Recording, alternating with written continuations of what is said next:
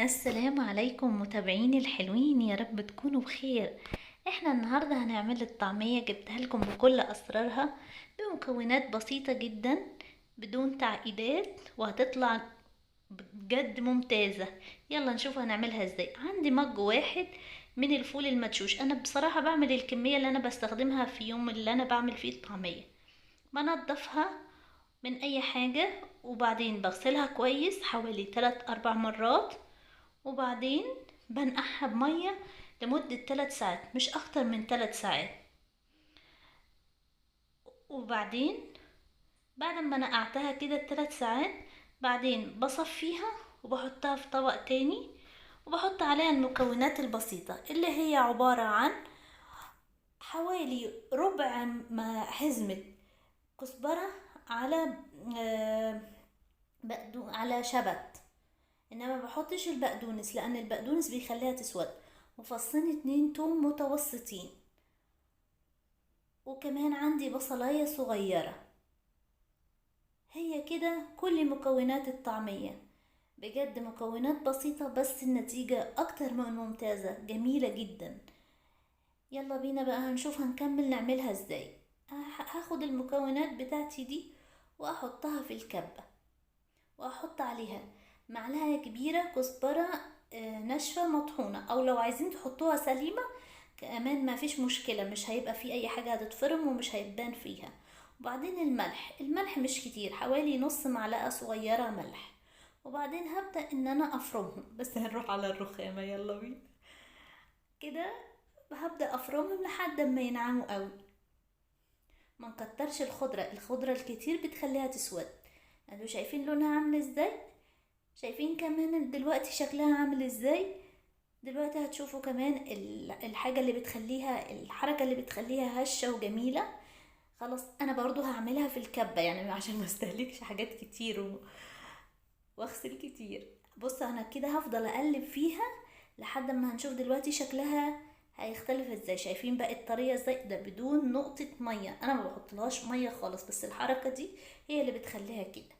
وبعدين هجهزها للتحمير. عندي الطعمية وعندي سمسم وعندي مية، لو عايزين تحطوا كمان كزبرة ناشفة او خضرة مع السمسم تمام. احنا دلوقتي هنحمرها. عندي زيت سخن هحمر فيه، متوسط مش كتير. هبل ايدي ميه واخد حته طعميه واعملها لو عايزينها كبير او صغير، واحط عليها السمسم واحطها في الزيت. ده الزيت سخن بس مش قوي. شايفين مفيش ولا حته طعميه يعني فكت. الطريقه دي جميله جدا. شايفين مفيش الا السمسم بس هو اللي طلع. كده هنكمل بقيه الكميه كلها. اهي خلاص كده ملينا الطاسه اللي احنا بنحمر فيها الطعميه، وهنحمرها على الوش ونقلبها على الوش التاني. انا بعمل الطعمية كل يوم جمعة. انا بعشق الطعمية بصراحة. هناك ما كنتش عارفة اقلب بيها، بحب اقلب بالشوكة احسن، يعني بعرف اقلب بيها. بعدين شايفين اللون بتاعها ده؟ لو تحبوا اللون يكون كده تمام، بس انا بحبها تبقى لونها اكتر من كده، يعني تاخد لون اكتر من كده، فعشان كده هقلبها كذا مرة.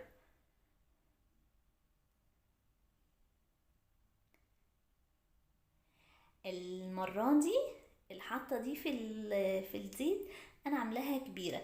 بعدين انا بعمل كمية تانية بطريقة عشوائية، مش بشكلها بايدي، باخد من الطبق واحط في الزيت على طول. هتشوفها في اخر الفيديو في الطبق. كده خلاص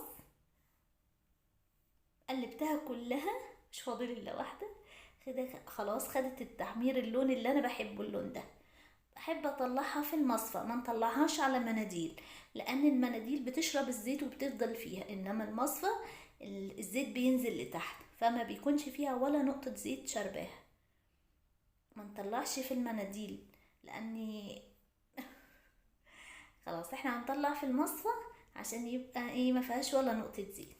شايفين بعد ما طلعنا الزيت نضيف ازاي؟ ما فيهوش اي حاجة فكت من الطعمية. بجد الطريقة دي ممتازة.